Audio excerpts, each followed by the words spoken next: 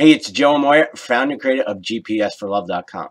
Have you ever sat around and wondered why you're a great catch, you know you've got a lot to offer, but you keep attracting the idiots? Well, if so, I want you to pay close attention because there's something you're doing and you may not even be aware of it, which is totally working against you in your love life. So what is it? Well, I want you to think of it like this.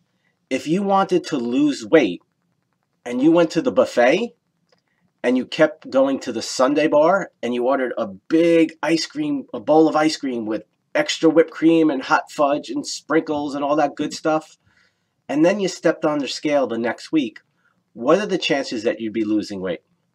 Slim to none, right? Well, it kind of works the same way in your love life.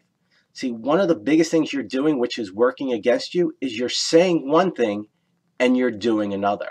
Now, here's the catch. You may think you're doing the right thing. Just like people who want to lose weight eat the sugar-free stuff, right?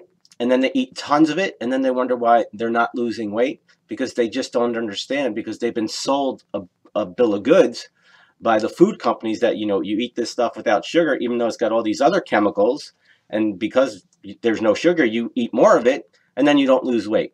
So it kind of works the same way in your love life. You think you're doing something. You think by being with a guy and supporting him and loving him because he's never got that love before. And he's just been heartbroken and he had bad parents.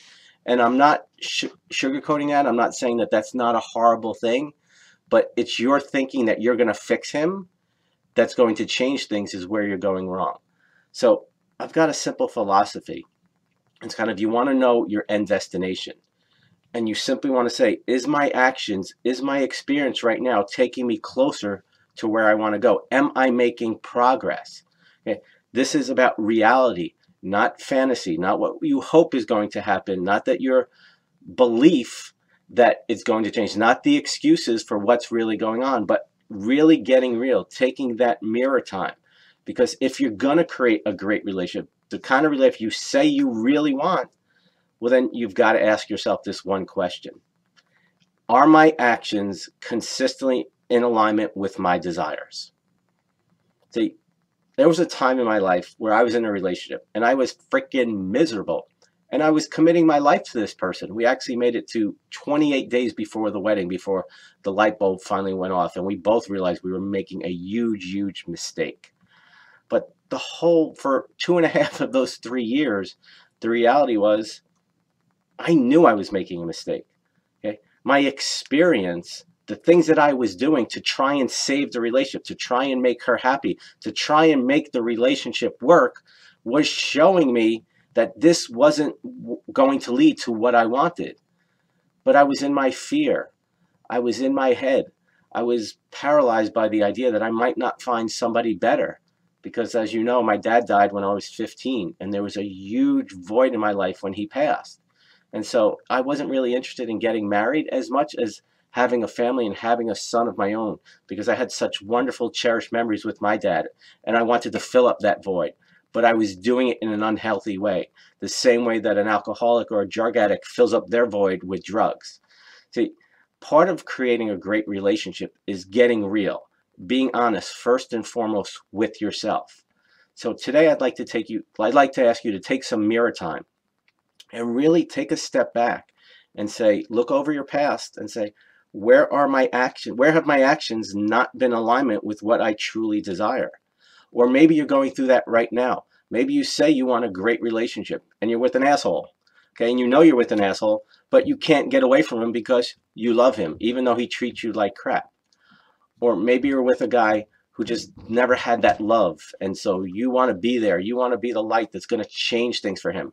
And you've been with him 3 months, 3 years, and he still hasn't seen the light. Because here's the thing, it's not your job to change him, that's his.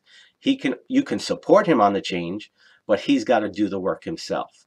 So this is your job for today. Your job for today is to take a good look back and be nice to yourself, okay? You didn't do any of this on purpose, because some of you are going to watch this and go, oh, what the hell was I thinking? Why am I doing this? I'm such a fool. No, you did the best you can with what you had at that moment. So love yourself, okay? You got to be your best friend. We all make mistakes. We all screw up. But the key is you got to realize is that those mistakes aren't really mistakes if you learn from them. They're valuable learning experiences.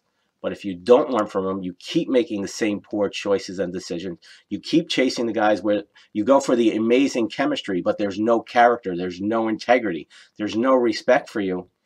Well, you're going to keep getting what you've been getting. As Einstein says, the definition of insanity is doing the same thing over and over again and expecting different results. So I don't want you to be an insane dater. I want you to be a smart, intelligent person. That's the person who learns from the past, makes better choices and decisions, and creates the results they desire. So, love to hear from you. As you're hearing this, as you take that mirror time, what comes up for you? As you look back over your past, where have you been out of alignment? Or now, are you doing that? What's going on for you? As always, post your feedback, your comments, and your observations below.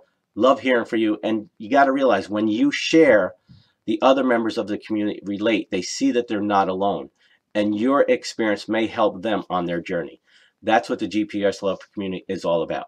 As always, it's an honor and privilege to be with you. I'll see you next time. Much love.